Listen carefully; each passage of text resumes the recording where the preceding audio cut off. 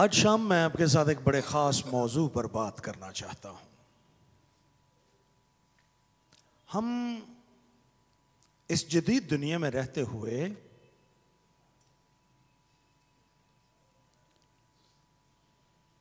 हर एक चीज़ में बड़ी तेज़ी के साथ बदलाव या तब्दीली देखना चाहते हैं।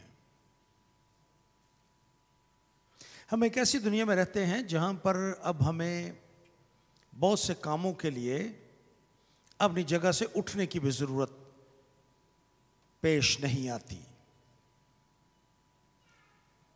जो मेरी उम्र के लोग हैं उन्होंने अपने बचपन में ज़िंदगी में एक ठहराव देखा है जहाँ हमारे बुजुर्ग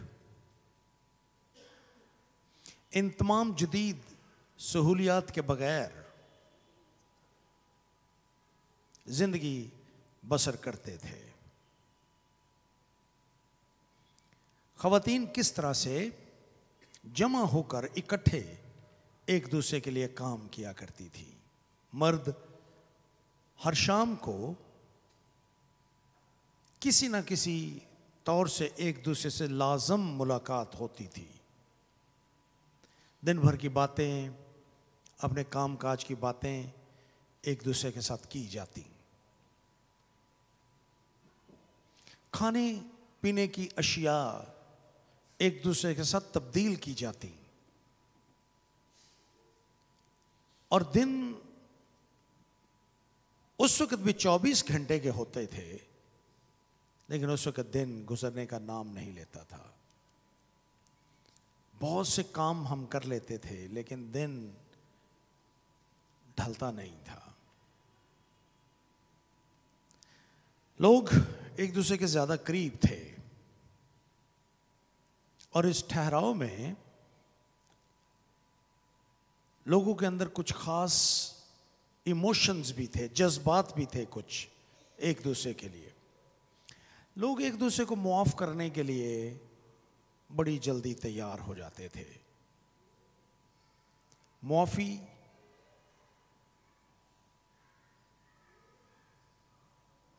लोगों के लिए एक दूसरे को मुआफ करना, एक दूसरे से माफी मांगना, यह मामूली बात थी, आम बात थी। मामूली तो नहीं थी, आम बात थी। और उसकी वजह यह है कि लोग एक दूसरे का सामना करते थे। गली के लोग, मोहल्ले के लोग एक ही जगह पे शाम को इकट्ठे होते थे। तो जब एक दूसरे के साथ सामना होता था तो एक दूसरे को देखकर अपनी गलतियों का एहसास भी होता था। लोग एक दूसरे को जब मिलते थे तो गिले शिकवे भुलाकर एक दूसरे को मुआफ कर देते थे। लोग एक दूसरे के साथ कमिटेड थे। उनको पता था कि हमने एक ही जगह पर रहना है। एक दूसरे की इज्जत का ख्याल किया जाता था। मॉडर्निटी ने हमें बहुत कुछ दिया है और हमारी ही वो नस्ल है जिन्होंने पुराने दिनों को भी देखा और अब मॉडर्न जिंदगी को भी देख रहे हैं। हमने उस जमाने को भी देखा जब टेलीफोन की घंटी सुनकर हम डर जाते थे, लेकिन हमारी ही नस्ल ने मोबाइल फोन को भी देखा। मोबाइल फोन का आगाज देखा, घरों में सहूलतें आती हुई देखी। हमने देखा कि नई नई चीजें घरों में आ रही हैं। टेलीविजन आ रहे हैं, पंखे आ रहे हैं, मटके फ्रिजों में तब्दील हो रहे हैं और इस तरह से जिंदगी की सहूलतें हमारे घरों में दाखिल होती जा रही। हमने अपनी आंखों से ये सब कुछ देखा है। लेकिन अगर आप गौर करेंगे, मेरी उम्र के लोग, जो बच्चे हैं, जो नई नस्ल है, उनको पुरानी बातों का पता नहीं है। ये जो नई नस्ल के लोग हैं इनको बिल्कुल पता नहीं उन ज़मानों का। लेकिन जो मेरी उम्र के लोग हैं, अगर आप थोड़ी देर के लिए गौर करेंगे तो आप मेरे साथ मुत्फिक होंगे कि जूं जूं ये मॉडर्न चीजें हमारे घरों में दाखिल हुई, हमारी इकदार हमसे छीनती गई। वैल्यूज, रिश्तों की वैल्यूज खत्म हो गई, एक दूसरे की वैल्यू खत्म हो गई, मोहब्बत जाती रही, मुआफी नापैद हो गई। अब अगर कोई किसी का कसूर कर ले तो हम सोचते हैं हमने मिलना ही नहीं, बस ठीक है देखी जाएगी। हम एक दूसरे से माफी मांगने के लिए, एक दूसरे को माफ करने के लिए तैयार नहीं है। मोहब्बत तो बहुत दूर की बात, एक सुहाना ख्वाब बन चुका है लोगों का मिल के बैठना। हमसाए होते हुए हम एक दूसरे से बहुत कम मिलते हैं। हमें ये नहीं पता होता कि हमारे साथ वाले घर में क्या वाकया पेश हुआ है। मुझे एक मर्तबा एक सुबह सवेरे एक टेलीफोन आया कि खातून इंतकाल कर गई हैं। रात के किसी पहर उनका इंतकाल हो चुका है। तो मैं जब सुबह उठा तो कोई तकरीबन कोई 8 बजे के करीब, तो मैं उनके घर गया तो मुझे बिल्कुल अंदाज़ा नहीं हो रहा था कि इस घर में कोई मौत वाक़ई हुई है, क्योंकि मैंने जिस तरह से अपने बचपन के माहौल देखे थे वहाँ तो चीख चिंगाड़ा शुरू हो जाता था रात को ही। 3 गलियां छोड़ के कोई मरता था तो हमारे घर तक आवाज़ आती थी, सारे उठ जाते थे, पता चल जाता था फलां घर में मौत हो गई है। तो वो तो बड़ा पुरसकून, लोग नाश्ते पकड़ के अपने अपने घरों को जा रहे हैं, कोई इधर जा रहा है कोई उधर जा रहा है, कोई परेशानी की कोई बात ही नहीं। तो मैंने सोचा पता नहीं किसी ने फ़ोन गलत कर दिया है मुझे। मैं उस घर में गया, दरवाज़ा नॉक किया, दरवाज़ा खुला, मैं अंदर गया, मुझे फिर भी नहीं पता चल रहा कि यहाँ पे कोई मौत वाक़ई हुई है।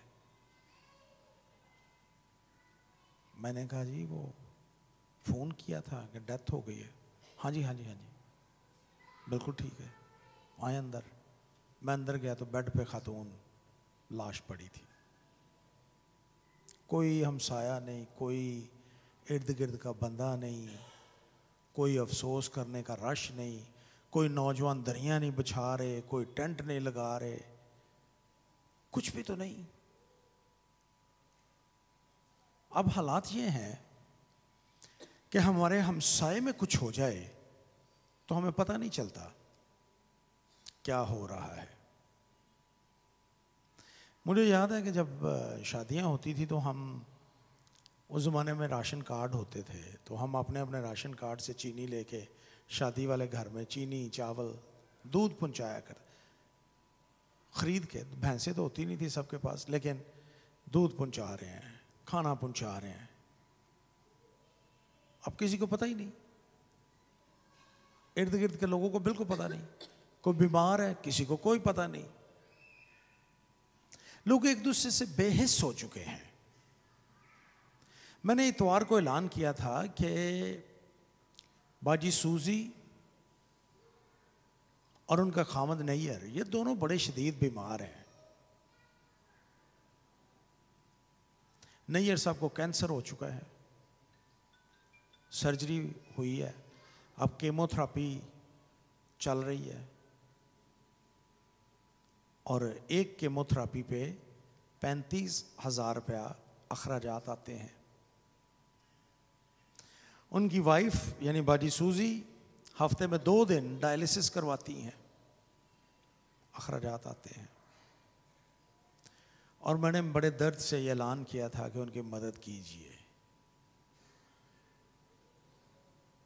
पूरा हफ्ता गुजर गया, कोई मदद नहीं पहुंची। तो मैं सोच रहा था कि क्या फ़ायदा हमारा, हम जो कुछ करते हैं क्या फ़ायदा।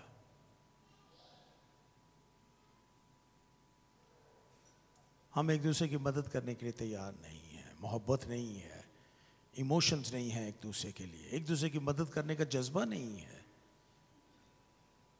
मैं सोच रहा था कि खुदा हमसे ये सब कुछ छीन ले, फ्रिजें छीन ले, टीवी गाड़ियां छीन ले और हमें वापस उसी ज़माने में ले जाए जब कम से कम लोग एक दूसरे की कदर तो करते थे, लोग एक दूसरे से मोहब्बत तो करते थे, लोग एक दूसरे को मुआफ तो करते थे, लोग एक दूसरे के साथ तो चलते थे। ये सब कुछ नापैद हो चुका है।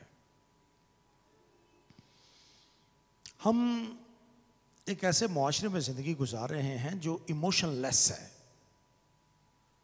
हम सिर्फ अपने बारे में सोचते हैं, दूसरों के बारे में बहुत कम सोचते हैं। और इस मॉडर्न ज़माने में जहां हम जिस तरह से हम टीवी के चैनल रिमोट के साथ अपने बिस्तर पर बैठ के तब्दील करते हैं तेजी के साथ, इसी तरह से तेजी आ गई है ज़माने में। हमारे ज़माने में 3 घंटे की फिल्म होती थी, आहिस्ता आहिस्ता ये स्क्वीज हो रहा है टाइम। अब शॉर्ट रील्स का टाइम है, किसी के पास वक्त नहीं है, वो 2 मिनट से ज़्यादा कोई स्क्रीन पे आप कोई चीज़ देख नहीं सकते। आप चाहते हैं इसको तब्दील करें फ़ौरन। सो शॉर्ट फिल्म्स का रवाज आ गया है। चंद सेकंड्स की फिल्म, उसके बाद दूसरी, उसके बाद तीसरी, उसके बाद चौथी, उसके बाद 5वीं। तेजी, हम तेजी है हमारी जिंदगी में, हम तब्दीली चाहते हैं फौरन। और इस तब्दीली में रिश्तों की कदर भी खत्म हो गई है, दोस्तियों की वैल्यूज खत्म हो गई है। हम सोचते हैं कोई जरूरत नहीं है किसी एक दोस्त के साथ चिमटे रहने की, जाता है तो जाए, नया दोस्त बना लेंगे। रिश्ते जाते हैं तो जाएं, नए आ जाएंगे। इस तरह से हम अब सोचते हैं। नई दोस्तियां, जो कमिटमेंट है वो खत्म हो गई हमारी जिंदगी में से। We are not committed any more. I am not talking about everybody, I am talking a general attitude of our community. एक जो आम रवैया है, मैं उसकी बात कर रहा हूं कि हम कमिटेड नहीं हैं। कोई किसी से छोटी सी गलती सरजद हो जाए खानदान में, छोटे बहन भाइयों में से कोई छोटी सी गलती कर दे, we are ready to break the relationship. वो रिश्ते जो खुदा ने बनाए हैं, परवाह ही नहीं, छोड़ने के लिए तैयार है। कदर ही नहीं है। कोई बात नहीं, गलती माफ नहीं करनी, रिश्ता छोड़ देना है कि जी वो मेरा भाई नहीं है, वो मेरी बहन नहीं है, मेरा चाचा नहीं है, मेरा अंकल नहीं है, बस खत्म, finish. We are not ready to forgive others. गलती को माफ करने के लिए हम तैयार नहीं हैं। इस मॉडर्न जिंदगी ने हमें ये सब कुछ दिया है। खुदा का पाकलाम कमिटमेंट की निस्बत से, लॉयल रहने की निस्बत से बहुत सी बातें हमारे साथ करता है। बहुत सी बातें। हम एक दूसरे से लॉयल रहें, हम एक दूसरे से वफादार रहें, हम एक दूसरे के साथ कमिटेड रहें ना, एक दूसरे के साथ, अपनी कलीसिया के साथ, अपने चर्च के साथ, अपने पासबान के साथ। We must stay committed, but we are not. छोटी सी बात होती है तो चर्च आना छोड़ दिया है। भाई खुदा के साथ आपकी क्या नाराजगी है? किसी एल्डर साहब ने कोई बात कर दी है, पादरी साहब से कोई बात निकल गई है उनके मुंह से, क्वायर के किसी बंदे ने कोई बात कर दी है, आपको गीत गाने का मौका नहीं मिला, आपको बात करने का मौका नहीं मिला, आपका नाम नहीं लिया, आपने बहुत मेहनत की, आपके लिए ताली नहीं बजवाई गई, चर्च छोड़ देते हैं। साल हर साल गुजर जाते हैं और आप उनसे पूछते हैं आप चर्च नहीं आते? आपने वो ना 2015 में, मैंने बड़ी मेहनत की थी, आपने मेरे लिए ताली नहीं बजवाई थी। फिर 2015 को गुजरे, देखो कितने साल गुजर गए हैं, 8 साल गुजर गए हैं। और आपने 8 साल खुदा के साथ अपना ताल्लुक तोड़ लिया। क्या फर्क पड़ा चर्च को? लेकिन आपने एक छोटी सी बात की वजह से आपने अपना ताल्लुक तोड़ लिया खुदा के साथ। You have stopped your blessings, आपने अपनी बरकतें रोक ली।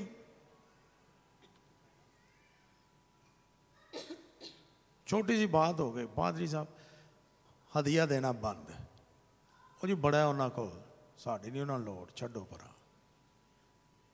That is not the matter. आप किसी शख्स को नहीं दे रहे, आप पादरी को नहीं दे रहे, आप खुदा को दे रहे हैं। और आपको वापस, आपके पादरी साहब पासवान ने आपको वापस नहीं करना जो कुछ आप दे रहे हैं। It's the promise of the Lord. तो खुदा ने वादा किया है कि जब आप मेरे नाम पे देंगे तो मैं आपको 70 गुना वापस करूंगा। ये तो उसका प्रॉमिस है, वो करेगा वादा अपना पूरा आपकी लाइफ में, आपकी जिंदगी में आपको वापस करेगा। लेकिन हम छोड़ देते हैं। बच्चों के साथ, मियां बीवी आपस में हफ्तों हफ्तों बोलते ही नहीं है। मैं गांव में गया किसी जमाने में, बहुत बड़ा गांव है हमारा, क्रिश्चियन विलेज है बहुत बड़ा, स्टुंजाबाद। तो बहुत हाई फाई फैमिली, एक बड़े खाते पीते लोग। तो दोनों भाई आपस में कई सालों से नाराज आ रहे थे, चले आ रहे थे। तो पूछा, मैंने कहा यार क्या नाराजगी क्या है, किस वजह से? तो पता चला कि आज से 2 साल पहले बड़े भाई की जो बीवी है उसने आमलेट बनाया अपने खामद के लिए। उस स्कूल जाना था, उसने हेडमास्टर था।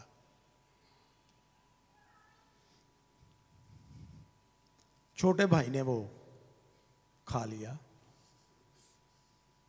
बड़े भाईजान ने आके पूछा वो मेरा ना, तो उसकी बीवी ने कहा भी बनाती हूँ वो छोटा नाश्ता करके। तो दोनों आपस में नाराज, 2-3 साल तक बोले ही नहीं एक दूसरे के साथ। अंदाजा कीजिए, छोटी छोटी बातें कितने बड़े बड़े मसले हैं और हम छोड़ देते हैं एक दूसरे को। आज शाम मैं आपसे कहूंगा, स्टे कमिटेड। कमिटेड रहिए अपने स्पाउस के साथ, अपनी बीवी के साथ, अपने खामद के साथ कमिटेड रहिए। लड़ाइयां झगड़े तो होते ही रहते हैं, नाराजगियां तो चलती रहती हैं, ये तो चलती रहेंगी, ये तो कभी खत्म नहीं होगी। एक दूसरे को माफ भी कीजिए और एक दूसरे के साथ कमिटेड रहिए। इसीलिए हम कहते हैं ना, जिन्हें खुदा ने जोड़ा है, गौर से सुनिए मेरी बातों को, जिनको खुदा ने जोड़ा है उनको कोई आदमी जुदा ना करे। तो भाई अगर खुदा ने आपको जोड़ा है तो फिर एक दूसरे की गलतियों को माफ़ कर दें, कोई मसला नहीं है। हो ही जाती है, कोई देर सवेर गलती हो ही जाती है। तो इतने सख्त सख्त कलमात बोलना ये मुनासिब नहीं है।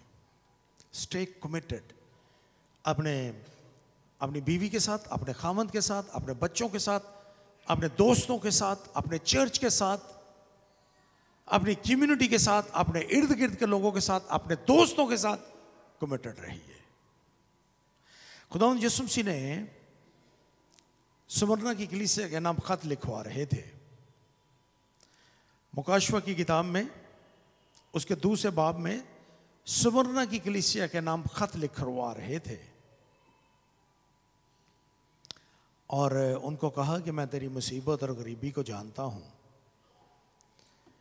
और फिर आखिर में उनसे कहा 10वीं आयत में, जान देने तक भी वफादार रह तो मैं तुझे जिंदगी का ताज दूंगा। Commitment till death. कहां तक कमिटमेंट करनी है? पूरी मौत तक। जान देने तक वफादार रहे। So this is the standard of commitment Jesus Christ expected from us. He expected from Smyrna and he expects from us. ये तवक्को वो कर रहा था स्मरना की कलीसिया से, और ये तवक्को वो मुझसे और आपसे करता है, जान देने तक वफादार रहे तो मैं तुझे जिंदगी का ताज दूंगा। खुदा के पाक कलाम में बहुत से ऐसी बातें लिखी हैं जहां पर खुदा ने वफादारी का तकाजा किया और जो लोग वफादार रहे उनको बरकत दी। मिसाल के तौर पर आप देखिए सलातीन की दूसरी किताब और उसके दूसरे बाब में दो नबियों का जिक्र किया गया है। वहां पर एक का नाम एलिया है और दूसरे का नाम अलीशा है। एलिया उस्ताद है और अलीशा शागिर्द है। एलिया एक बड़ी उसने जिंदगी गुजारी, बेहतरीन वफादार जिंदगी उसने खुदा के साथ बसर की, और अब उसकी जिंदगी का अंजाम होने वाला है। वो इस दुनिया में से जिंदा आसमान पर उठाया जाने वाला था।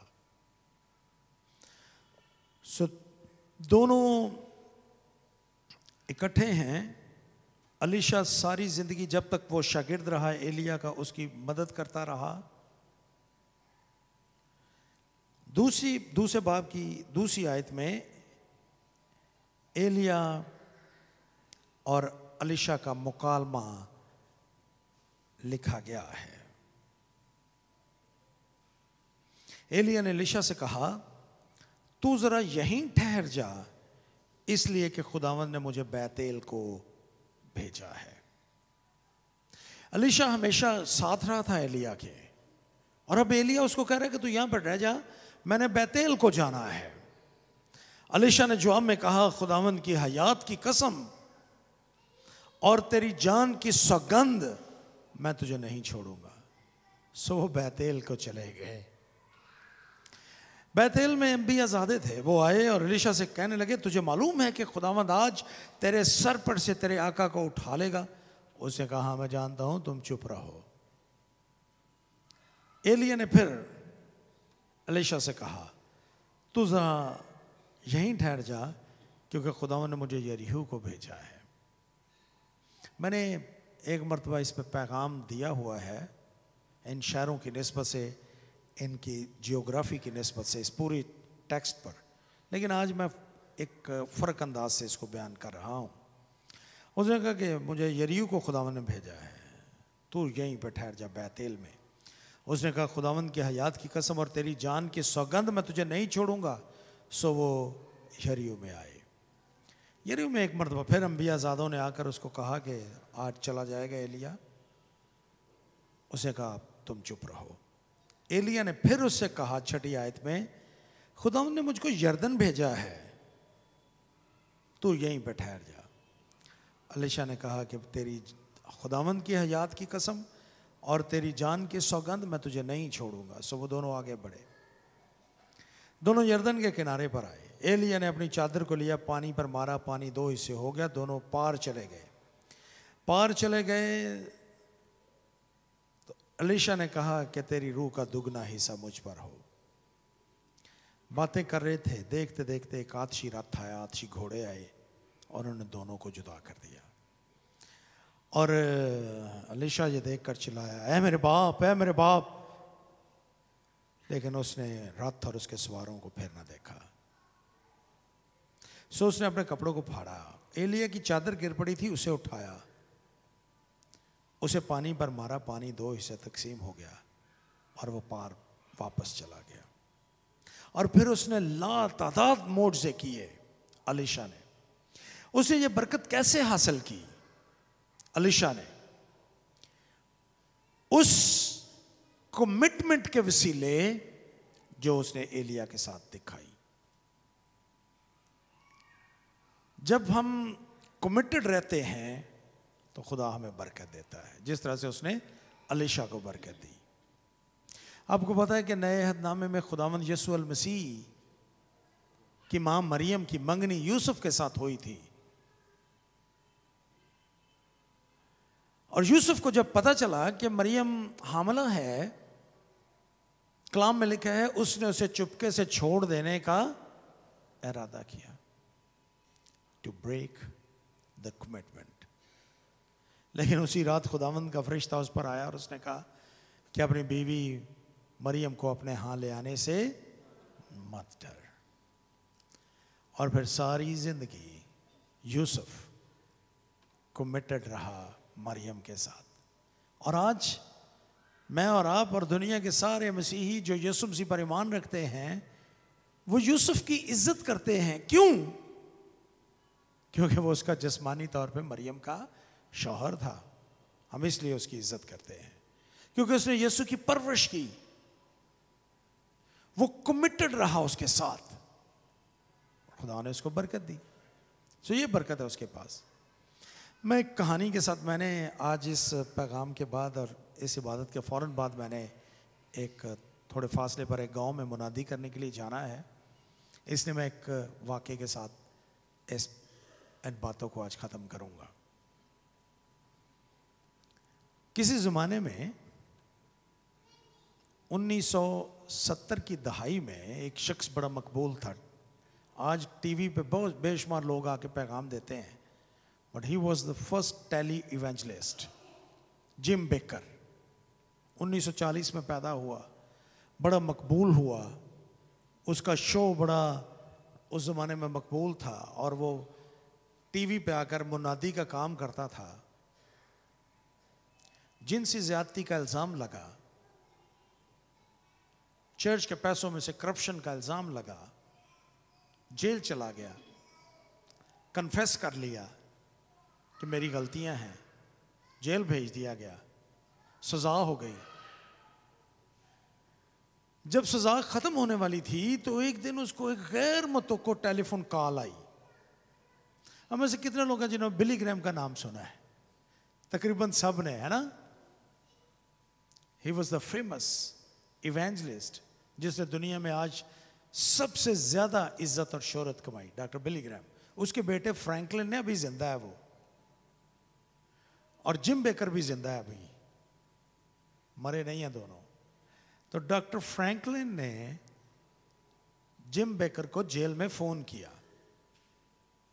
उसने कहा कि जिम, हम चाहते हैं कि जब तुम रिहा होकर बाहर आओ तो हम तुम्हारे लिए घर का इंतजाम करें और तुम्हें जिंदा रहने के लिए कुछ मुहैया करें ताकि तुम जी सको अपनी जिंदगी, और एक कार आपको लेके दें ताकि आप इधर उधर आ जा सको। उसने कहा नहीं फ्रैंकलिन, मैं गुनहगार आदमी हूं, गंदगी का एक बहुत बड़ा बोझ है मेरे कंधों पर, इसलिए तुम ऐसा ना करो। फ्रैंकलिन ने उससे कहा कि जिम, हम तुम्हारे जेल जाने से पहले भी तुम्हारे साथ थे और अब भी तुम्हारे साथ हैं। खुदावन ने तुम्हें बहाल किया है, हम तुम्हारे साथ रहेंगे। वो जेल से बाहर निकला, उनके लिए उन्होंने घर का इंतजाम कर दिया। एक दिन उसने कहा कि इतवार का दिन था, उसने उसको कहा कि चर्च आना है आपने। तो चर्च वो गया, जिम बेकर। चर्च की इंतज़ामिया ने उसको चर्च के बाहर के दरवाजे से लिया और सामने वाली सीटों पे बैठा दिया, जहाँ पे चर्च की इंतज़ामिया के लोग बैठते थे, वहाँ पे उसको बैठा दिया। बिल्कुल फ्रैंकलिन के साथ वो बैठा था। उसके साथ दो कुर्सियाँ और पड़ी थी और दोनों खाली थी। समझ नहीं आ रही थी कि इन पे कौन बैठेगा। यूं ही इबादत शुरू होने में 1 मिनट रह गया, दरवाज़ा खुला और डॉक्टर बिली ग्रैम और उसकी बीवी रूथ दोनों आके उन कुर्सियों पे बैठ गए।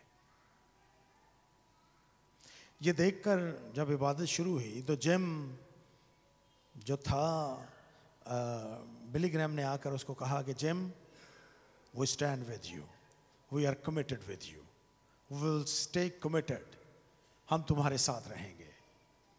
तुम पर बुरा वक्त है, अच्छे वक्तों के हम दोस्त थे, लेकिन अब बुरे वक्त में भी मैं तुम्हारे साथ रहूंगा।